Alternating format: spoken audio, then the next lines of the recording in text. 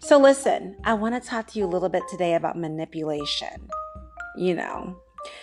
Manipulation. When you think of that word, like, what do you picture? I hope it's not a person, but it might be.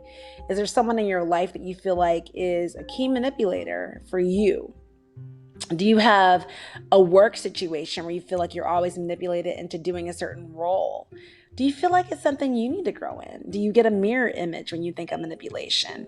Let's talk about what it could look like if you were to put a picture to it. When someone makes an issue you have with them seem like an issue with you, we call that gaslighting, but gaslighting is just another form of manipulation. So, for example, if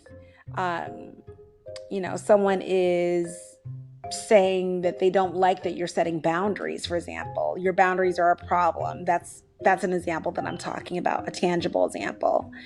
When you're manipulated, it doesn't feel great. It feels like you are being tricked, but in a convenient, charming manner. So, it could be someone rushing you to do something that you don't want to do, or pressuring you, basically. And maybe that pressure is coming at the last minute, and then they let you know that you're their only hope, or you're their only option. So guilt is applied, and maybe even more than guilt and pressure, almost like a force or aggressive tone, or even an angry tone is applied, like you're letting them down, or you're doing something that you shouldn't be doing, when maybe you really didn't even have time to process what's being asked of you, or they're not hearing that it's something you don't want to do. Ever had that happen before?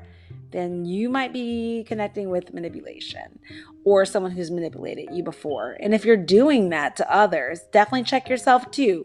When I do these mental health moments and you hear something that you don't like, it's not just for you to point it out in other people. It's for you to figure out, am I doing this to people? If so, I need to change.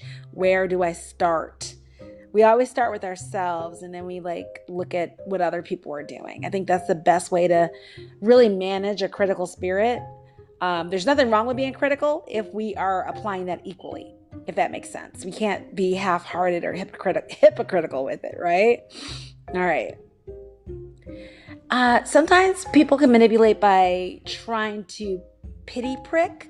So they're basically telling you something that is intended to invoke your pity, or to make you feel bad, so that you feel like you need to do something for them.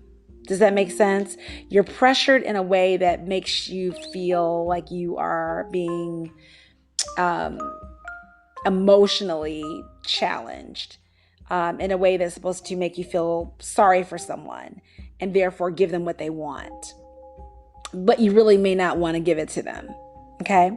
They might also leave out key parts of a story to persuade you to support them, right? So maybe they told you half of it, so you're all on their side. And then when you find out the other half, you're like, wait, that was deliberately withheld, right?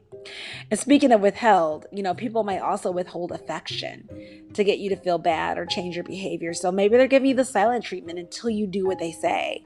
Or maybe they're not giving you their typical energy until you do what they say.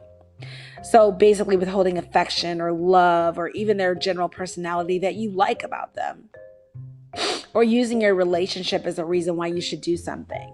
Maybe you don't feel good about something, but they remind you that you've been friends for 20 years. So why wouldn't you do this favor for them that you don't feel comfortable with? Do you see how that's tricky? So tricky. So if you see any of those things happen, you know how to spot some manipulation. There's other ways of doing it too. How do you combat that when it happens in your life? Do you point it out? Do you talk to them? Do you just make a mental note, or do you comply? Tell me about it in the comments or message me. Also, be sure to subscribe and share, because we want to keep this conversation going, right? Thanks again for listening, and be well.